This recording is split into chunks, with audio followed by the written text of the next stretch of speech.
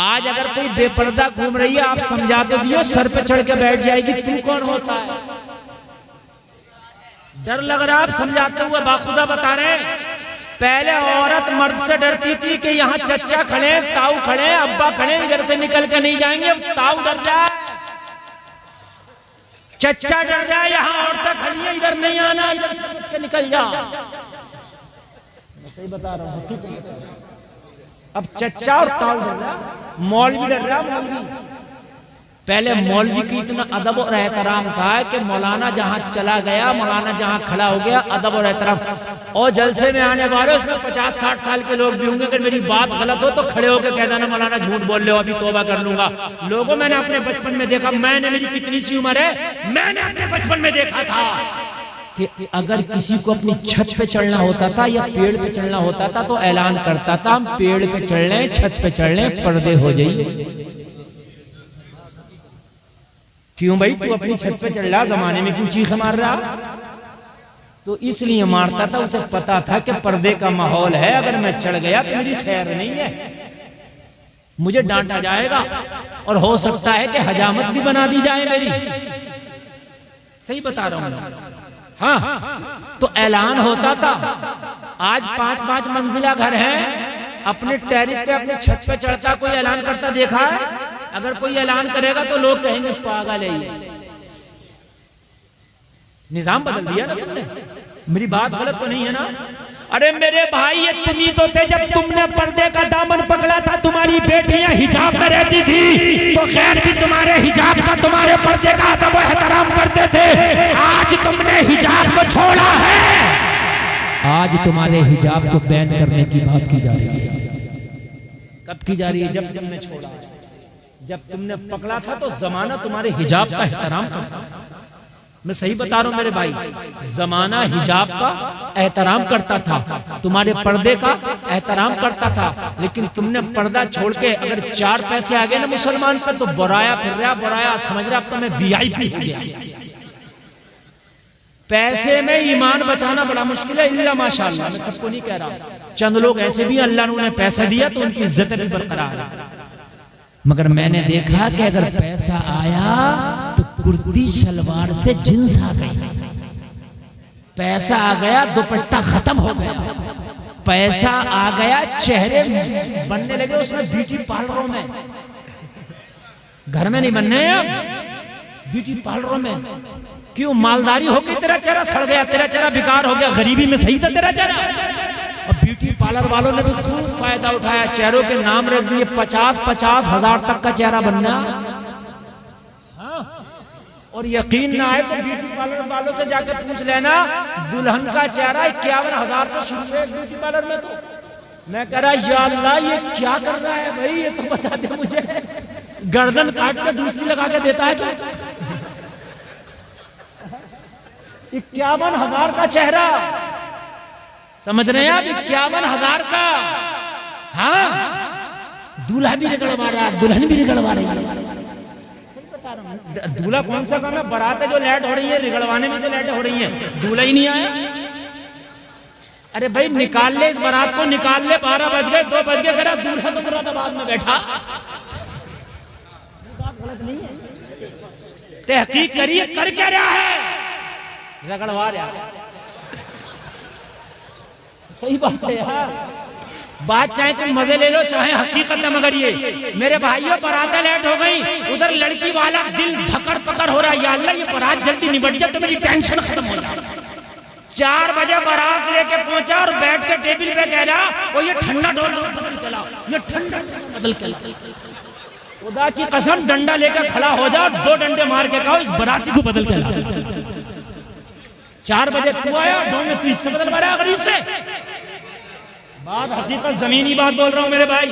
अब ये चाहे चैनल वाले खींची करके लगा दें और ये चाहे इसको हकीकत में समझ लें, मेरे भाई ये हकीकत है। 4 बजे तू गया है, 4 बजे उसे नहीं बुलाया।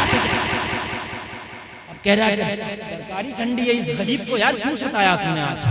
है क्यों तू इसे परेशान कर रहा मेरे भाई, ये तो बता। और नौजवान लड़के मेरे भाई सीने तान तान के सेट के बटन खोल खोल के टेबल पे बैठ के कह रहे होते, तुम्हें पता नहीं हम कौन है? भाई कौन हो तुम? बराती है, बराती। और बराती है तो कोई मंत्री है क्या?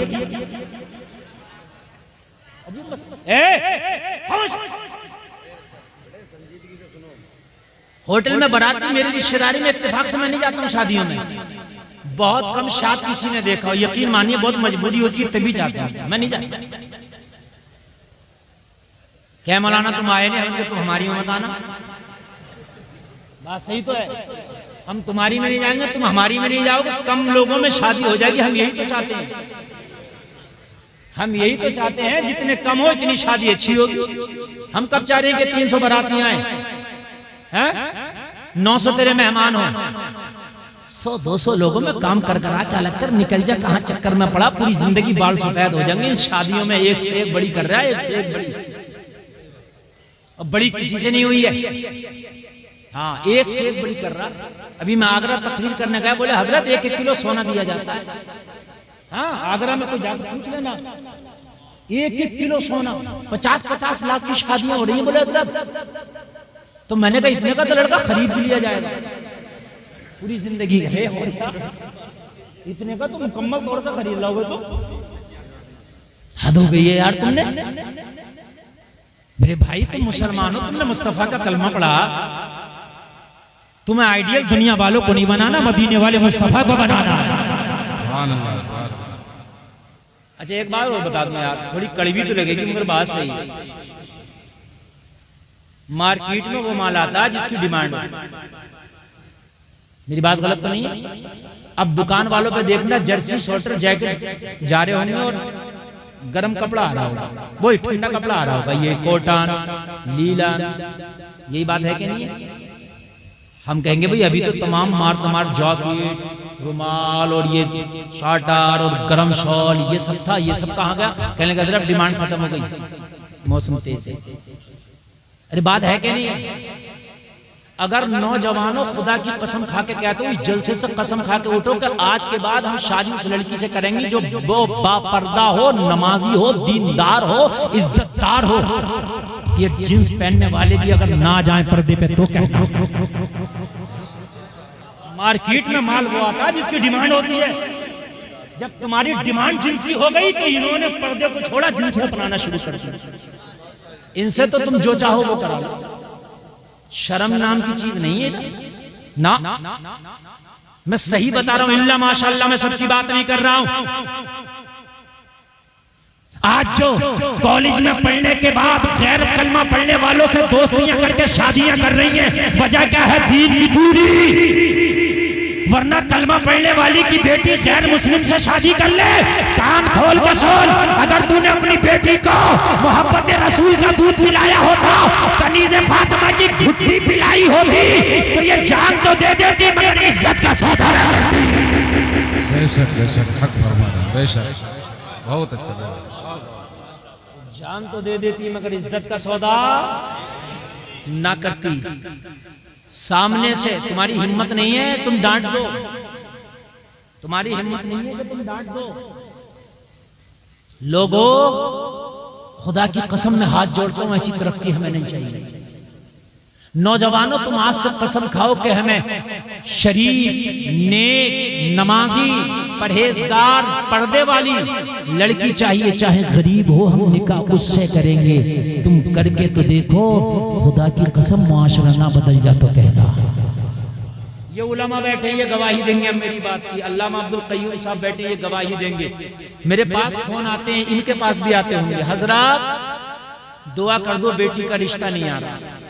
क्या करती है तुम्हारी बेटी? हजरत हमारी बेटी घर में रहती है, पर्दे में रहती है, नेक है, रिश्ते ही नहीं आ रहे। सही बता रहा हूँ मैं। जींस पहन रही है, बाल खोल कर बाजारों में घूम रही है, रिश्ता लाने की जरूरत नहीं है, खुद ब खुद रिश्ता कर लेती है। निजामे में कदा कुछ इस तरह बिगड़ा है साफी, उन्हीं को जाम मिलता है जिन्हें पीना नहीं आता। तुम बेपर्दगी को तरक्की कहते हो, मैं ठोकर मारता हूं ऐसी तरक्की पर। और आगे बढ़ने से पहले जो चला गया वो पछताएगा। मैं बहुत मन से तकरीर कर रहा हूं, जरा सुने। ये उलमा बैठे, ये इनकी दाद देना मेरी कामयाबी और की जमानत है। आप बेपर्दगी को तरक्की कहते हैं, सुन मैं तेरी तरक्की की औकात बता दूं जरा 1 मिनट। मैं बहुत परेशान हो गया हूँ इस बेपर्दगी से, खुदा की कसम, इतना परेशान हो गया, मज़ारों तक को नहीं छोड़ा इस कौम ने, मज़ारों पर लाकर लड़की को नाच करा दिया कव्वाली के नाम पर। ये कौम और क्या करेगी मुझे बताओ। मज़ारों को नहीं छोड़ा, अल्लाह वालों को नहीं छोड़ा, अल्लाह वालों को, हम मौलवियों की तो औकात क्या है, वलियों को नहीं छोड़ा। वहां जाके बेबी डिस्को के मुकाबले करा दिए, बेबी डिस्को के, सही बता रहा हूं, वहां जाकर के नचा दिया। शादियां तो बहुत छोटी सी चीज रह गई, बहुत छोटी। मैं भी एक गांव में तकरीर करने गया, रामपुर दोराहे के पास में गांव है, नाम नहीं ले रहा, ये चैनल वाले डाल देंगे। हाँ, तकरीर सुनने तैयार नहीं थे लोग, आ तो गए शौक में मुफ्ती गुलफाम को देखेंगे, इतनी भीड़ आई, इससे भी ज्यादा भीड़ थी। मगर मैं चक्कर में नहीं था, ये सब आए बस खाली सेल्फी के चक्कर में, तो एक सेल्फी खिंच जाए मौलाना के साथ में, और बस सेल्फी खींचने के बाद में, और उसके बाद में इन्हें देख लिया और वो हुल्लड़ काट रहे थे, वो होती। मैं कह रहा यार वजह क्या है, बाखुदा मैंने भी कई साल में ऐसी आवाम नहीं दी। तो मैंने पूछा क्या मसला, बोले हजरत पहला जलसा हुआ, ये तुम्हारी मोहब्बत में तुम्हें तो बुला लिया। उनके फिर क्या होता है यार, अरे बोले एक से एक ठटीला मुकाबला है, एक से एक ठटीला। बोले हजरत वो तुम्हें ही बुला लिया इन लोगों ने, बाकी किसी मौलवी के चक्कर में ये है नहीं बिल्कुल भी। हाँ, एक से एक ठटीला मुकाबला। मैंने समझाया, मैंने कि भाई मरोगे तो इस कौम का जो पैसा मुकाबले में खर्च करके जा रहे हो ना, तुम्हें हिसाब देना पड़ेगा। कहने लगे मौलाना वो तो मरने के बाद जो होगा देखो। जी हालात, तू क्या देखा जाएगा, तू क्या देख लेगा। हजरत इजराइल को देख के तेरी आंखें फट जाती है, ज़बान निकल जाती है, तू देख के लगे तेरी औकात क्या है। अब जरा कान खोल के सुने सारे नौजवान, सुने औकात जो तुम्हें ये यहूदियों ने दी है, इन अंग्रेजों ने तुम्हें दिया, सुने इसकी औकात। कहते हैं बेपर्दगी, जींस, ये खुला हुआ माहौल तुम्हें अच्छा लगता है, ओपन माहौल। मौलाना को तो कहते हैं दिक्कियानूसी जहन के लोग हैं ये खुला हुआ माहौल सुन ले तू, अपना खुला हुआ माहौल। मिठाई वाले की दुकान देखी है किसी ने, नहीं देखी है? इसकी दुकान में दो माहौल होते हैं, खुला हुआ माहौल और एक बंद माहौल।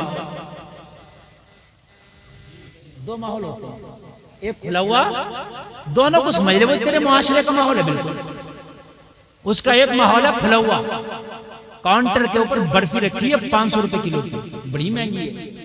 500 रुपए किलो महंगी हो गई मोहतरमा, बड़ी महंगी है। बिल्कुल खुली हुई काउंटर पर रखी है, दावतें नजारा दे रही है, देखो हम हैं। गर्दो गुबार उड़ा, बर्फी, गंदे नाले की मक्खी आई, मच्छर आया, सही बता रहा हूं। नथुआ बथुआ कलुआ मलुआ, उसे चाहिए था कुछ और, चाहिए था इमरती गुलाब जामुन, लेकिन ये खुली हुई रखी थी। कहा 1 किलो इमरती तोल दियो, उठाया बर्फी। सही बता रहा हूं। क्यों भाई, तू तो गुलाब जामुन लेना आया था, बर्फी पे क्यों हमला कर दिया? पहले लगा तो रखी थी, मिल गई। मेरी बात हकीकत है कि नहीं है? लोगों, जलसे में आने वालों, इस बर्फी की खता क्या थी? सिर्फ खता ये थी, ये पर्दे में ना रह सकी। खता ये थी, इसको जो ढक के नहीं रखा, इसलिए ये अपना वजूद ना बचा सकी। इसी हलवाई की दुकान में 5 रुपए का पार्ले जी का बिस्किट का पैकेट रखा था। मक्खी आई, कोशिश की, मगर अपने वजूद को तबाह करके रह गई, बिस्किट तक न पहुंच सकी। बिस्किट तक गुबार आया, बिस्किट तक, बोलिए, ये सब ना पहुंच सके। आखिर में आया कलुआ मलुआ, कहने लगा ओ हलवाई साहब, ये जो बिस्किट का 5 रुपए का पैकेट है, खोल के जरा एक पैकेट का बिस्किट चखा के दिखाओ। ये गुस्से में आके बोला, पागल है क्या? ये खोल के नहीं चखाया जाता। जो इसकी कीमत अदा करता है वही इसके जायके से आशना होता है। ये है पर्दे की कीमत। जो बेटियां पर्दे में रहती हैं, जो उनका महर अदा करता है, वही उनका मालिक